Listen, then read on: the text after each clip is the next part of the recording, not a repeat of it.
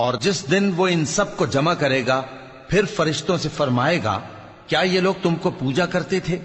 वो कहेंगे, तू पाक है, तू ही हमारा दोस्त है, न कि ये, बल्कि ये जिन्नात को पूजा करते थे और अक्सर उन्हीं को मानते थे। तो आज तुम में से कोई किसी को नफा और नुकसान पहुंचाने का इख्तियार नहीं रखता, और हम जालिमों से कहेंगे कि अब दोजख के अजाब का, जिसको तुम झूठ समझते थे, मजा चखो। और जब उनको हमारी रोशन आयतें पढ़कर सुनाई जाती हैं तो कहते हैं, ये एक ऐसा शख्स है जो चाहता है कि जिन चीजों की तुम्हारे बाप दादा परस्तिश किया करते थे उनसे तुमको रोक दे। और ये भी कहते हैं कि ये कुरान महज झूठ है जो अपनी तरफ से बना लिया गया है।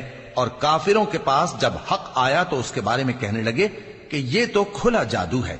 और हमने न तो इन मुशरिकों को किताबें दी जिनको ये पढ़ते हों, और ए नबी सल्लल्लाहु अलैहि वसल्लम, न तुमसे पहले इनकी तरफ कोई डराने वाला भेजा।